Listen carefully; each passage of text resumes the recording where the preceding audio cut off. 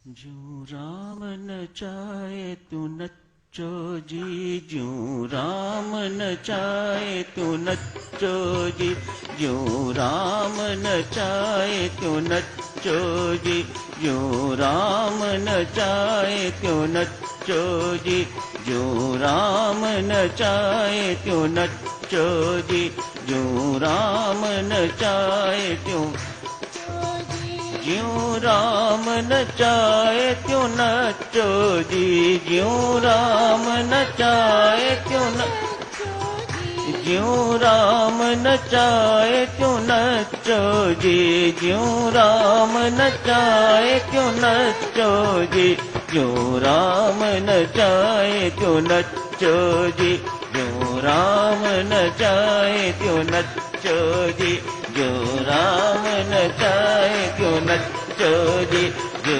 राम न चाहे क्यों नचो जी, जो राम न चाहे क्यों नचो जी, जो राम न चाहे क्यों नचो जी, जो राम न चाहे क्यों नचो जी, जो राम न चाहे क्यों नचो जी, जो राम न चाहे क्यों नचो, ज्यों राम नचाए क्यों नचो जी, ज्यों राम नचाए क्यों नचो जी, ज्यों राम नचाए क्यों नचो जी, ज्यों राम नचाए क्यों नचो जी, ज्यों राम नचाए क्यों नचो जी, ज्यों राम नचाए क्यों नचो जी।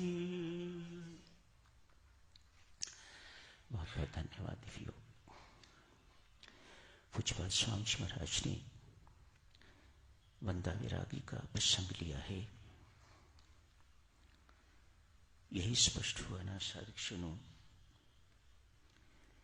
जिसने अपने जीवन में सत्संग का आश्रय लिया, सिमरन का आश्रय लिया, सदाचारी जीवन का आश्रय लिया,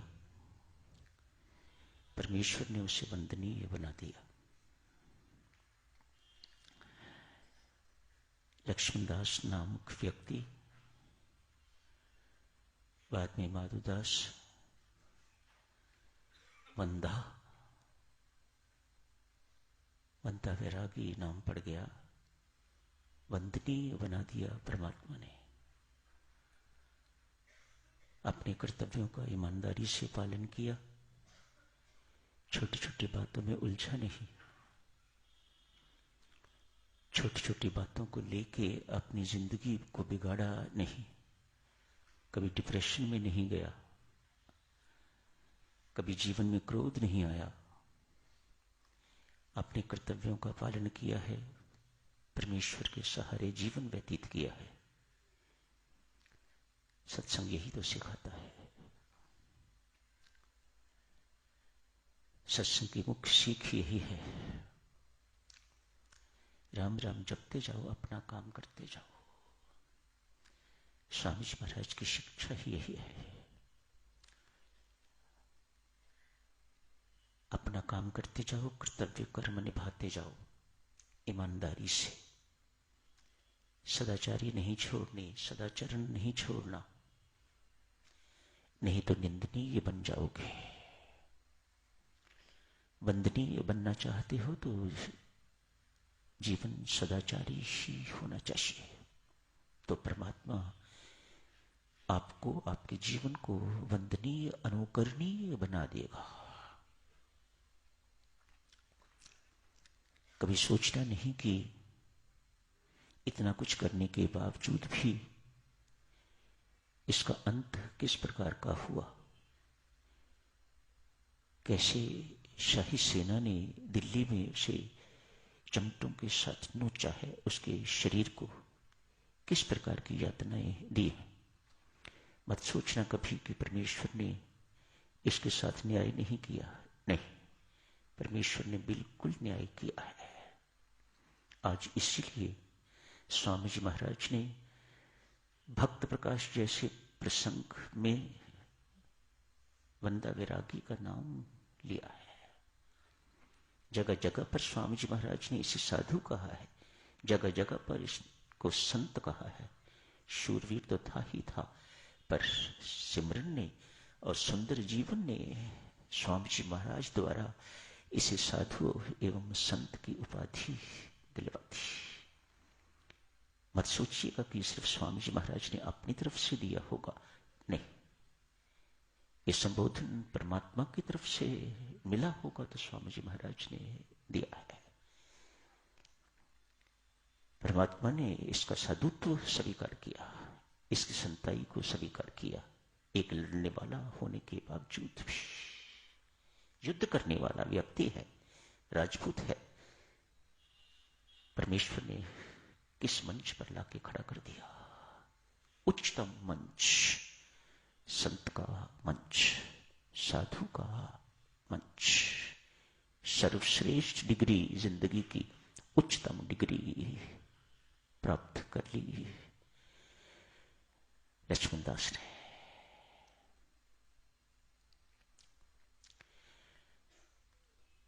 अपने गुरु से भी कहीं आगे निकल गए। गुरु गोविंद सिंह जी के साथ इनका संपर्क हुआ, बड़ी घनिष्ठता हो गई। दोनों ने मिलकर तो अनेक युद्ध किए। जगह जगह जहां जहां भी युद्ध की जरूरत थी, लड़ाई की जरूरत थी, वहां वहां इन्होंने युद्ध किया। सफलताएं भी मिली और फिर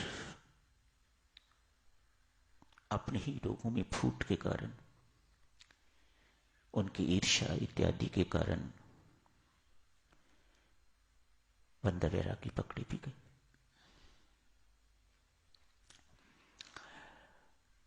कभी की बात है, साधु सुनो,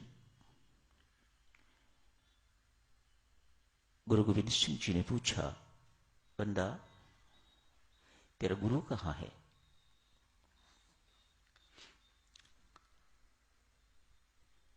सच्चे पातशाह,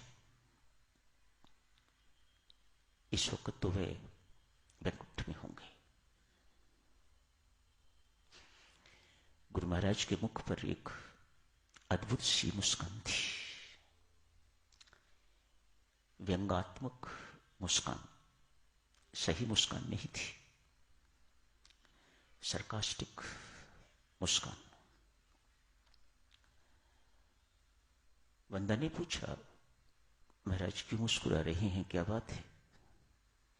यूं ही, नहीं महाराज, कुछ मेरे से छुपा रहे हैं, अब सही सही बताइएगा, क्या बात है? अरे बंदा, तेरा गुरु इस आश्रम से कहीं बाहर गया ही नहीं, उसे मरे हुए तो बहुत वर्ष हो गए, ऐसी आश्रम में ही है। कहा, महाराज कभी दिखाई तो नहीं दिए? मुझे तो ऐसा विदित नहीं है कि वे यहां हैं। अरे यहीं हैं,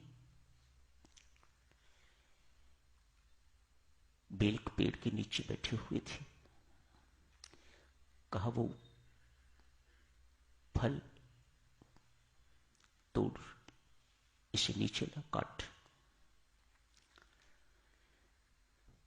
काटा, उसमें से एक कीड़ा निकला। गुरु गोविंद सिंह जी कहते हैं, यही तेरा गुरु। पूछा, महाराज क्या कह रहे हैं आप? मेरे गुरु महाराज का अपमान कर रहे हैं। अरे नहीं, ठीक कह रहा हूं। ऐसा क्यों हुआ इनके साथ? इन्हीं से पूछ। गुरु गोविंद सिंह जी कहते हैं, इन्हीं से पूछ, ऐसी हालत क्यों हुई? पूछा, गुरु महाराज इस दुर्गति को कैसे प्राप्त हुए आप? बंदा के गुरु महाराज, मैंने आपसे नामदान लिया हुआ है, आपकी ऐसी दुर्गति क्यों हुई, क्या हुआ है? कहा, माधुदास, उस वक्त अभी बंदा नहीं बना होगा, माधुदास होगा। कहा, माधुदास, इसी पेड़ के नीचे मेरी मृत्यु हुई। मृत्यु के वक्त मेरी दृष्टि इस पेड़ के फल पर चली गई। इस सीजन का फल नहीं खाया। तब से लेके आज तक बार बार मुझे परमात्मा यही योनि दे रहे हैं, कीड़े की योनि, रज्ज के फल खा। एक बार मरता हूं, फिर परमात्मा मुझे फल में डाल देते हैं, फिर मरता हूं, फिर फल में डाल देते हैं। कैसी खतरनाक चीज है देवियों सज्जनों ये आसक्ति। स्वामी जी महाराज का उपकार देखो, जो आप सबसे, हम सबसे हाथ जोड़ के विनती करते हैं, छोड़ो इन मामूली मामूली छोटी छोटी बातों को, तुच्छ बातों को। देखो क्या हशर हुआ है इस गुरु का। जिसकी आसक्ति परमात्मा से टूट गई, तो उस फल के प्रति आसक्त हुआ, तो परमात्मा ने अनेक योनियां इसी काम में व्यतीत कर दी। ले जितना मर्जी फल खा। माधुदास, इन गुरु महाराज से कहो मेरी सद्गति करवाएं। मेरा प्रारब्ध कुछ ऐसा ही लिखा होगा कि दुर्गति होगी, और उसके बाद ये सदगुरु महाराज द्वारा तेरा कल्याण होगा।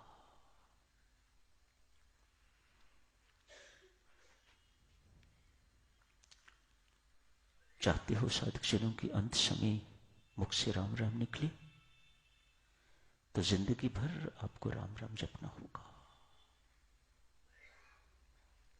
इस वक्त आप किसी एक चीज को लेके ऐसे बैठ जाते हो, उसे ऐसे दिल पर लगा लेते हो जैसे कि सब कुछ संसार का यही है। अगर इसी वक्त मृत्यु हो गई तो सोचो, सारा किए किराए पर पानी फिर जाएगा। पार्थ, जो अंत समय मेरा स्मरण करता हुआ देह को त्यागता है, वह निस्संदेह मुझे प्राप्त करता है। मानो अंत समय का सोच, अंत समय की सोच, अंत समय का जो दृश्य आपके सामने होता है, उसी दृश्य को आप प्राप्त होते हैं।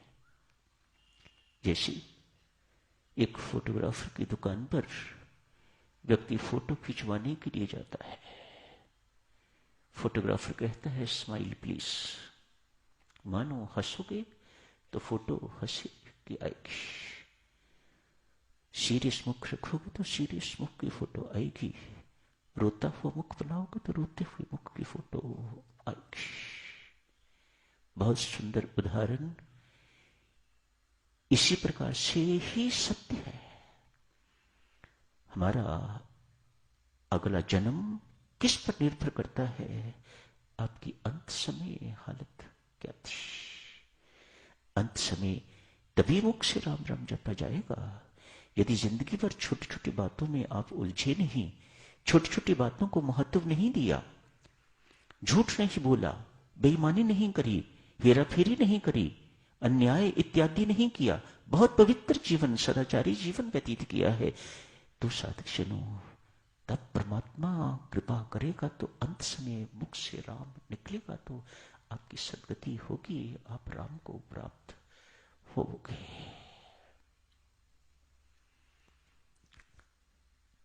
बंदे को परमात्मा ने सत्संगति से, सिमरन से, सेवा से, सेवा अर्थात सदाचारी जीवन, सदाचरण से वंदनीय बना दिया। यही समाप्त करने की इजाजत दीजिए। धन्यवाद।